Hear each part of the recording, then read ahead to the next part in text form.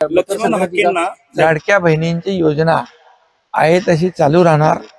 हे सगळे विरोधक त्यामध्ये काय जे काय पूर्वी ज्यांनी खोडा घातला म्हणाले योजना फक्त चुनावी जुमला आहे, पण 5 हप्ते त्यात गेले, 6 हप्ते गेल्यानंतर त्यांचे डोळे पांढरे झाले, कोर्टातही गेले, कोर्टाने त्यांना हकललं। मग त्यांना तुम्हाला मी सांगतो विरोधक जे काही अपप्रचार करतायत तो खोटा आहे। तर लाडक्या बहिणींची योजना बिलकुल सुरू राहणार।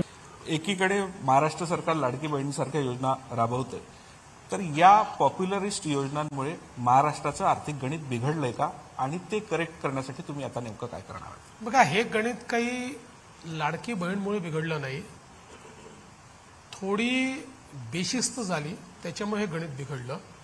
ती बेशिस्त अशी झाली की आम्ही पूर्वी जेव्हा पीडब्ल्यूडीचं बजेट करायचो तर समजा एक 100 रुपयाचं काम करायचं, तर 100 रुपयाचं काम काही एका वर्षात होत नाही। म्हणजे 100 रुपयाचं म्हणजे समजा एक 5 कोटीची इमारत बांधायची तर त्याला 2-2.5 वर्ष लागतात। तर यावर्षी त्याला 50 लाख लागणार आहे, 50 कोटी लागणार आहे समजून घ्या, किंवा 2.5 कोटी लागणार आहे किंवा 2 कोटी लागणार आहे। तर 5 कोटीची तरतूद ठेवली आहे म्हणजे तुम्ही त्याच्यामध्ये 5 कोटीची कामं घेऊ शकता, म्हणजे ॲडिशनल कामं घेऊ शकता। आणि म्हणून 1-2, 1-3 पर्यंत कामं घेण्याची आमची पद्धत होती। ती हळूहळू कधी झाली आहे मला माहिती नाही, पण गेल्या 5 वर्षामध्ये ती साधारणपणे 1-5 ची पद्धत होऊन गेली आणि त्यामुळे लायबिलिटी वाढली।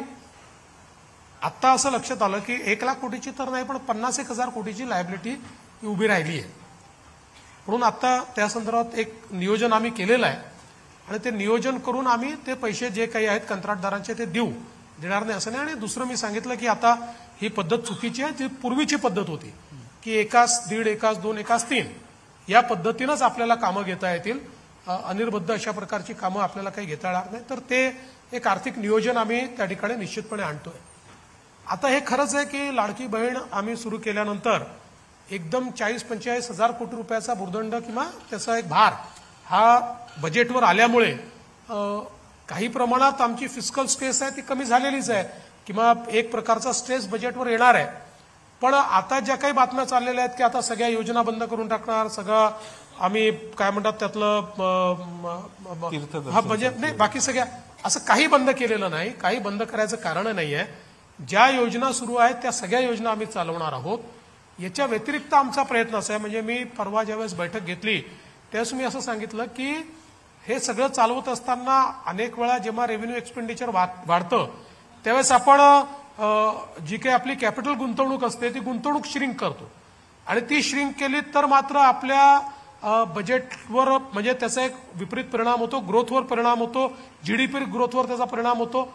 आणि म्हणून मी एक आमच्या अधिकाऱ्यांना सांगितलं की एक रिव्हर्स कॅल्क्युलेशन करा की आपल्याला आपली ग्रोथ सस्टेन करण्याकरता साधारणपणे कॅपिटल इन्व्हेस्टमेंट किती करायची आहे, 75,000 कोटी यावर्षी करायची आहे, 1 लाख कोटी करायची आहे। आणि मग त्याचं रिव्हर्स कॅल्क्युलेशन करा की आता आपल्या फिस्कल स्पेसमध्ये आपण किती गुंतवणूक करू शकतो।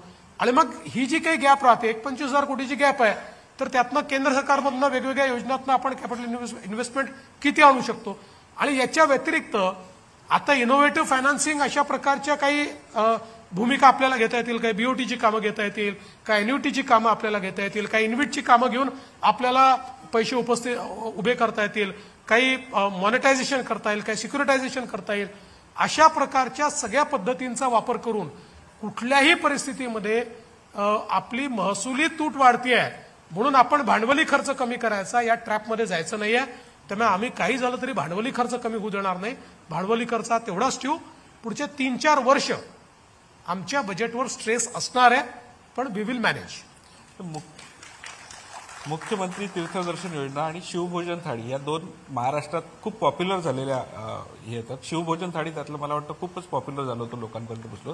त्या योजना बंद करायचं सरकारचं बिलकुलच त्या योजना बंद करण्याचं कुठलंही कारण नाही आहे। उलट आता अनेक वेळा आता बातम्या येऊन जातात, त्यामुळे आम्हाला बातम्या आल्यावर समजतं की असा काही निर्णय आम्ही घेणार आहोत, त्याच्या आधी आम्हाला माहिती नसतं। तर आता काल परवाच तीर्थदर्शनमध्ये अनेक ट्रेन गेल्या, बौद्धगयाला गेल्या, राम जन्मभूमीला तिकडे अयोध्येला ट्रेन गेल्या आणि इकडे बातम्या छापून येतात बंद झाली। असं काही ते बंद करण्याचं कारण नाही आहे। दुसरं, शिवभोजन थाळी देखील आम्ही बंद करणार नाही। त्यामुळे या दोन्ही योजना बंद झाल्या वगैरे ही चुकीची माहिती आहे. आम्ही चालवणार आहोत. एकदा या सगळ्या योजनांच्या संदर्भात आढावा मात्र आम्ही घेणार आहोत. जसं लाडकी बहीण योजनेमध्ये असं लक्षात आलंय की अनेक अपात्र बहिणींनी देखील त्याच्यामध्ये फायदा घेतलेला आहे. साधारणपणे 10 लाख 12 लाख 15 लाखापर्यंत देखील आकडा हा जाऊ शकतो. त्यातल्या अनेक बहिणींनी स्वतःहून आता ते सोडणं सुरू केलेलं आहे. आम्ही जे अपात्र आहेत त्यांना मात्र आम्ही आता यापुढे देणार नाही, कारण अल्टिमेटली आम्ही सीएजीला अँसरेबल आहोत. एखादी योजना तुम्ही तयार केली आणि त्या योजनेच्या निकषाच्या बाहेर जाऊन जेव्हा तुम्ही पैसे देता तर सीएजी तुम्हाला हिशोब विचारतं आणि त्याचं तुम्हाला उत्तर द्यावं लागतं की का दिले तुम्ही. तर तशा प्रकारे होऊ नये म्हणून जे इनएलिजिबल आहेत त्यांना आम्ही त्यातनं कमी करू, पण त्यांनी आतापर्यंत जो काही घेतलेला पैसा तो काही आम्ही परत मागणार नाही.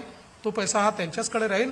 मात्र एलिजिबल जे आहेत त्यांनाच पैसा गेला पाहिजे यावर मात्र सगळ्या योजनांच्या बाबतीत आमचा एक म्हणजे त्या संदर्भातला आग्रह असेल. तुम्ही गृहमंत्री आहात आणि तुम्ही पोलिसांच्या त्यांच्या ओव्हरऑल आयुष्याबद्दल तुम्ही जागरूक सुद्धा आहात. पण गेल्या 2-3 वर्षातला रेकॉर्ड बघितला तर खूप मोठ्या प्रमाणात पोलिसांचे म्हणजे कामावर असताना मृत्यू होण्याचं प्रमाण खूप वाढलंय. 2 वर्षातले जवळपास 350-400च्या जवळपास पोलिसांचा मृत्यू झालाय. तर मुंबई पोलिसांसारखं इतकी सक्षम यंत्रणा आपल्याकडे आहे, तर त्यासाठी गृहमंत्री म्हणून आपण काही विशेष योजना आणण्याचा प्रयत्न करतो. मुळामध्ये आज समाजामध्ये ज्या प्रकारे मोठ्या प्रमाणात लाईफस्टाईल डिसीज तयार झालेले आहेत, हायपरटेन्शन असेल, शुगर असेल म्हणजे डायबेटीस असेल, दुर्दैवाने आमच्या पोलिसांची लाईफस्टाईल देखील खूप स्ट्रेसफुल आहे आणि त्यामुळे त्यांच्याही मध्ये अनेक प्रकारचे रोग असतात.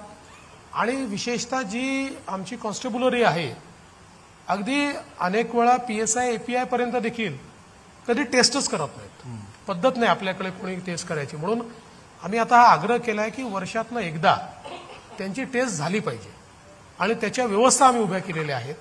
त्यातनं मोठ्या प्रमाणात त्यांची वेगवेगळ्या प्रकारच्या टेस्ट करून त्या टेस्टमध्ये लक्षात येतं अनेकांना हायपरटेन्शन असतं, अनेकांना डायबिटीस असतो, काहींचं अगदी हार्ट पर्यंत प्रॉब्लेम्स पोहोचले असतात, त्यांनी बघितलेलेच नसतात. आणि म्हणून थोडं प्रिव्हेंटिव्ह अशा प्रकारचं एक काम आपण सुरू केलं आहे. स्ट्रेस कमी होईल म्हणून आपण प्रयत्न सुरू केलेला आहे. आपण विशेषतः आपल्या मुंबईमध्ये पहिला प्रयोग केला आणि 8 तासाची ड्युटी हा प्रयोग अतिशय यशस्वीपणे आपण मुंबईमध्ये राबवतो आहोत. इतरही ठिकाणी तो आपल्याला राबवायचा आपला प्रयत्न आहे, कारण अनेक वेळा 24 तासाची ड्युटी होऊन जाते आणि मग त्यातनं शेवटी शरीर आहे, जरी त्यांनी ट्रेनिंग घेतलं असलं तरी इतकं ट्रेनिंग नाही आहे की शरीर 24 तास काम करू शकेल आणि नेहमीच ते काम करू शकेल. त्यामुळे त्याही संदर्भात त्यांचं लाईफ स्ट्रेस फ्री कसं करता येईल हा आमचा प्रयत्न आहे. पोलिसांची घरं अलीकडच्या काळात जर आपण बघितलं, आम्ही चांगली घरं पोलिसांना देण्याचा प्रयत्न करतोय, कारण आमचे अनेक पोलीस खोपट्यामध्ये राहतात, अनेक अतिशय वाईट परिस्थितीत राहतात. चांगली घरं त्यांना मिळाली पाहिजेत अशा प्रकारचा आमचा प्रयत्न आहे. त्यामुळे एकूणच आपण जर बघितलं तर पोलिसांचं आरोग्य याकडे देखील गेल्या काही वर्षात आपण विशेष लक्ष घातलेलं आहे. गृहमंत्री म्हणून काम करताना मागच्या टर्ममध्ये सुद्धा तुमच्या काळात अनेक SIT स्थापन झाल्या होत्या. बहुतेक वेळेस SIT स्थापन झाल्या हे आम्हाला कळतं, पण त्याचे रिपोर्ट्स मात्र नंतर आमच्या हातापर्यंत काही लागत नाहीत. तर त्याची काही सोय तुम्ही पुढची केली? या SIT देखील MOU सारख्याच आहेत, पण बऱ्यापैकी SITचे रिपोर्ट्स येतात. SIT लागतपर्यंत जेवढा इंटरेस्ट लोकांना असतो तेवढा रिपोर्टमध्ये असतोच असं नाही आहे. त्याच्यामुळे फार कोणी क्वेश्चन करत नाही की नेमकं त्याचं काय झालं. पण हे देखील खरं आहे की काही SIT जे आहेत ते अनेक वर्ष चाललेले आहेत, अजूनही त्याचे रिपोर्ट्स आलेले नाही आहेत. अर्थात आता माझ्याकडे त्याचा पूर्ण आकडा नाही आहे, पण साधारणपणे ॲव्हरेज SIT जी असते ती 1-1.5 वर्षामध्ये आपलं काम कंप्लीट करते. त्यातनं जे काही निघायचं आहे ते निघतं, त्याचे चार्जशीट वगैरे जातात. चार्जशीट गेल्यानंतर त्याचा विषय हा संपतो. आपल्याकडे काय आहे की एखादी गोष्ट ताजी असते त्यावेळेस 2-3 महिने त्याचा ट्रॅक तुम्ही ठेवता, आम्ही ठेवतो. ती गोष्ट शिडी झाली की तुम्ही ट्रॅक ठेवत नाही, आम्ही ट्रॅक ठेवत नाही. अलीकडेच तुमच्या मंत्रिमंडळातल्या एका सहकार्याने सनातन बोर्ड सरकार, केंद्र सरकार स्थापन करणारे अशा स्वरूपाची माहिती माध्यमांना दिली आहे. आणि वक्फला काउंटर करण्यासाठीचा तो एक प्रयत्न आहे की काय अशासारखं वातावरण क्रिएट होतंय आणि त्याच्यामुळे ओव्हरऑल सगळीकडे जाताना एक विशिष्ट पद्धतीचा मेसेज पसरवला जातो, विशिष्ट काही धर्माबद्दलचा मेसेज पसरवला जातोय. तर तुमची भूमिका काय आहे संदर्भात? सनातन बोर्डाची आवश्यकता आहे असं मला वाटत नाही. कारण आपली संस्कृती सनातन आहे. सनातनचा अर्थ आपल्याला माहिती असेल की सनातनचा अर्थ जे नित्य नूतन आहे पण पुण्य पुरातन आहे अशा प्रकारचं सनातन आहे. त्याच्यामुळे आपल्याला जर आपण बघितलं की सनातन किंवा हिंदू या सगळ्या गोष्टींची जी व्याख्या आहे ही अतिशय संकुचित अशा पद्धतीने घेतली जाते. मुळामध्ये हे सगळे शब्द जे आलेले आहेत हे एक आपली प्राचीन जी जीवन पद्धती आहे त्या जीवन पद्धतीला अनुसरून आहे. हा कुठलाही शब्द पूजा पद्धतीशी संबंधित शब्द नाही आहे. आमच्या संस्कृतीने एक भारतीय जीवन पद्धती तयार केलेली आहे ज्या जीवन पद्धतीला हिंदू असं म्हटलेलं आहे.